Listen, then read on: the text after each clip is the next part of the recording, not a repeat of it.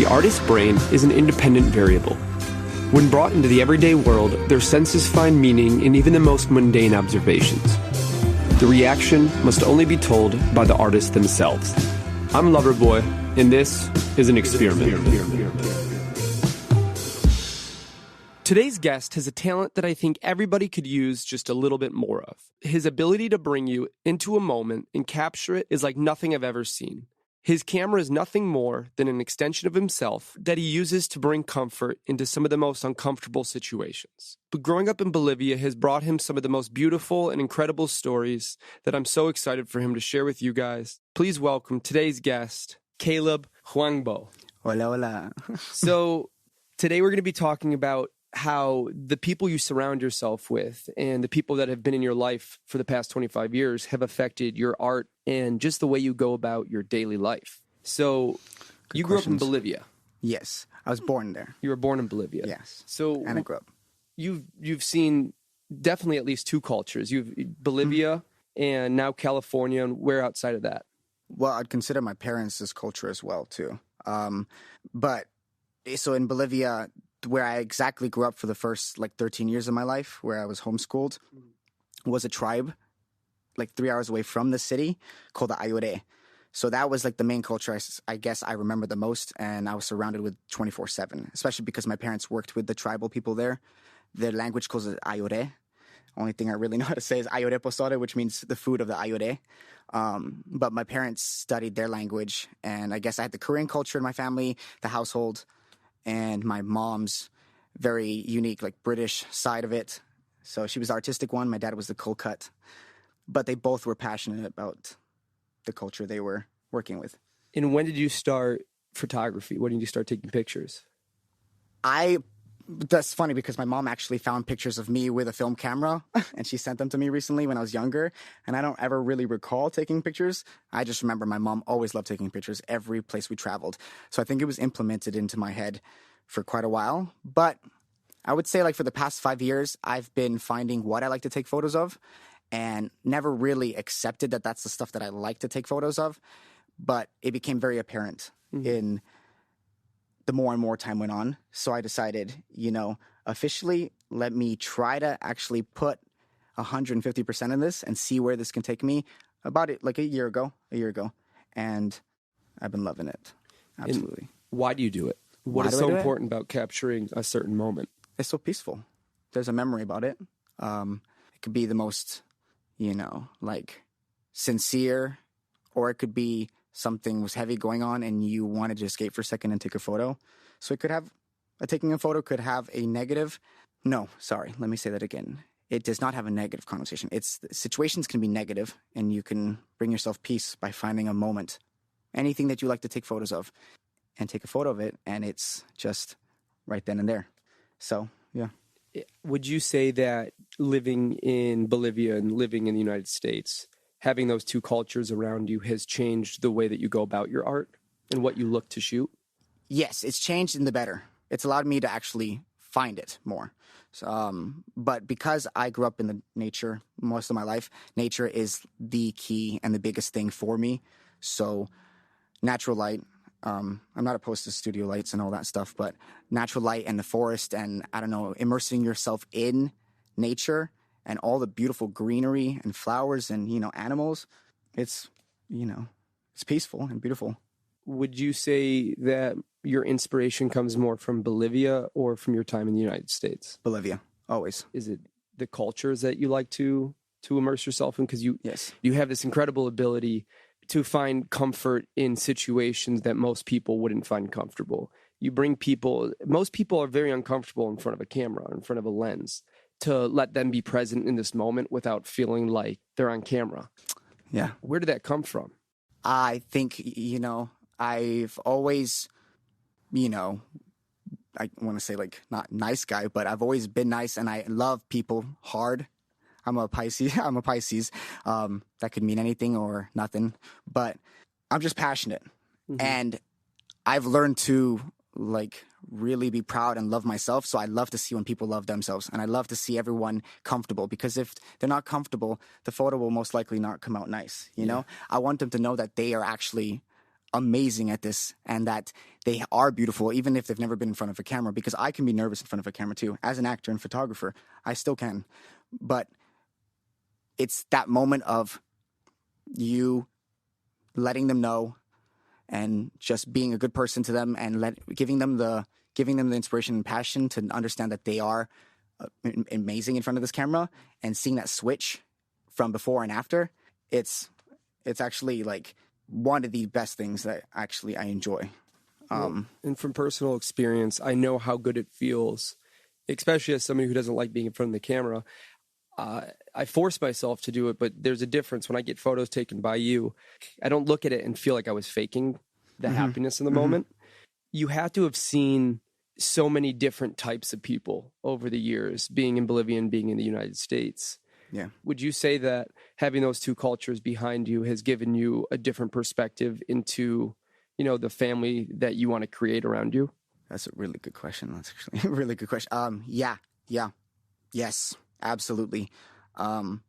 Culture, or, your passion from where you're from is a big thing. And I think if you show that on your chest and your actions and you're proud of it, it makes you so far, Everyone has such a story. It doesn't even about it being like, you're from another continent or anything. But if you really believe in your story and you've had a life, you've experienced bad and good in a roller coaster, and you're aware of it, and you bring that to the table, I think makes that person a friend I want to be friends with. Absolutely. Yeah. And you mentioned earlier that part of your inspiration, part of your creativity is stems from your parents. Where have your parents come in your story? How does that affect your art? Back in high school, I guess, because that's when I went to a private American school in Bolivia after I was homeschooled for the 13 years, and I went, and it was like a culture shock for me. And the only thing I really tapped into was sports and theater, and it ended up being just theater that I loved. And of course, that was a big thing in the household because I had just started learning that my mom grew up very creative and she loved creativity. So she was very welcoming of it. My dad, he was not opposed to it, but it's not something that, would have been the first choice. And I started realizing that that's what I want to do with my life. So that ended up shifting things in the household, But I think the two differences and the two cultures set aside the fact that they're both from two completely different places. And that was so present in my life. That was enough to give me a creative surge. And I'm sure there's a lot of kids in a very similar situation to you, or who would like to be one day, where they can make their life, creative, and possibly have parents that don't understand why that's so important. What would you say to a kid growing up who's potentially in your position? How do you guide somebody through that? Take in everything. Take in the good, take in the bad. Don't just ignore yourself to the bad and the negative in the household. If you're not having a good household, or if you don't feel like that's that support for you, think about it. How does that feel you? Don't beat yourself up for any bad thing that happens in your life. I think we all do that. But I think that's what makes us artists, because artists literally go through so much shit, or have been through so much shit. And I think that's one of the keys to, making an artist want to be great. Totally. To prove sometimes, but also to show that they are capable of what people said they weren't. Well, and it kind of sounds like you're saying use it as fuel, the sense of any energy coming at you can be put into a story. It can always be put into a story. Any situation, it's a story in its own. Whether it's a good story or a bad story, it's a story. Yeah. It gives you something to write about or take pictures of, or, it gives you some sort of outlet. And the older you get, that specific situation, you'll see it differently and you'll grow with it. And then you'll realize how much that has impacted your life in the best way possible. That makes so much sense from a third-person perspective. You have this ability to use moments that you've had in the past to really learn from them and grow from them and use them to your advantage. And that makes so much sense why you like photography as well, because it's capturing those moments. It's giving you something to visually look at and remind yourself of, whether it was just a fun time with your friends or the day that you learned something that will change your life or whatever it is. It gives you something physical, something to actually look at and remember. It makes a lot of sense. Yeah. And it hits in the moment too. absolutely hits. Do you keep most of your photos, or do you? Yes, I'll save most of everything that I have. I have multiple folders in categories. Honestly, it's a lot, but that's what hard drives are for. So we were talking before about what you would recommend to a kid who's going through, a similar situation. Now, what would you just recommend to any kid who wants to be in your position as an artist, as a photographer? What are some steps that you wish you knew of, when you were growing up?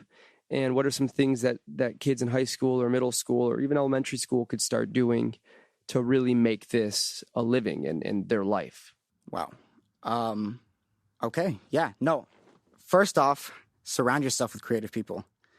Maybe that might be hard at the moment, but once you find another person or friend that will be excited about not necessarily the same art or the same artistic endeavor, but it can combine with you and something that you like, that's already a passionate person. And that's somebody that's excited about that art. That is, I think, an important key. Surround yourself with people, find yourself with people that are excited to do creative things. And I think that will blossom more and more. But watch the things that you like to see, the things that you like to hear, take all that in as well, and just take some time. Literally take a day and research, or go on YouTube and find how you want to, if you want to make a beat or learn an instrument, do that, and anything you want to do and anything you will want to do still requires studying.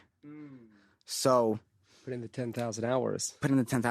And it'll be fun because when I watch YouTube videos on photography and other photographers talking about their compositions and all these aspects, it makes me so excited that I'm learning something because it's something that I love to do. Learn something that you love to do. There's no shame in that. It sounds like you're definitely, you're not only an artist, but you're a student of photography. Always. Will always be. I feel like that a lot of the times makes such a massive difference. The people that are the students of whatever it is they're in love with, whatever creative outlet they have, seem to get better a lot quicker, or at least they have a drive that doesn't stop. They don't go to bed done, and they don't wake up, not needing more. No. Yeah. You need more. You're hungry. Yeah. And sometimes that's natural. Sometimes you just got to really look and find whatever. Everybody's got something they're hungry for. You just got to find what it is.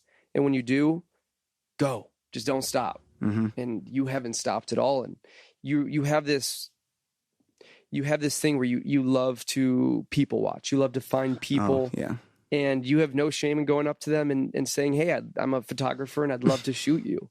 And that's something that so many people need to get better at, is don't have shame in what you do. First of all, no matter where you're at, practice makes perfect. Practice makes perfect. And Practice makes progress. Practice makes progress. I like that.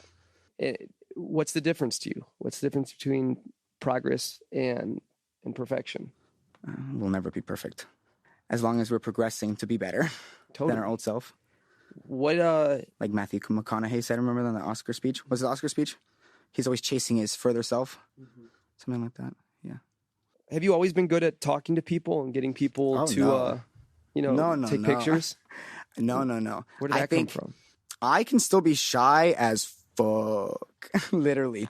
The biggest reason I was so behind on learning how to talk to people was because I grew up in the jungle. I'm making it seem like my parents kept me away, which is not true. They still let me travel, but I was so heavily induced in that culture of the jungle culture that literally moving from the jungle to the city of Bolivia, and then moving from Bolivia to the United States, and then just getting dropped off and then having to figure things out on my own.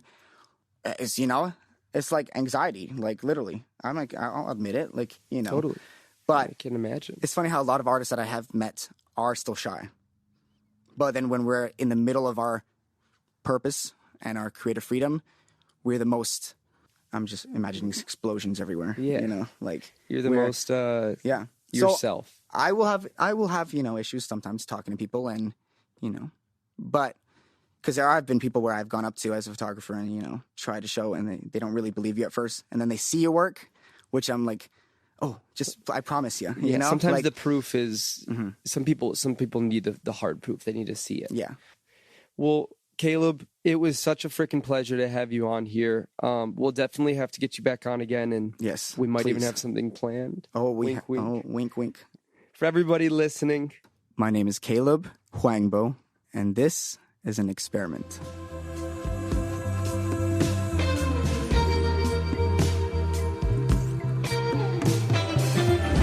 The experience is the experiment.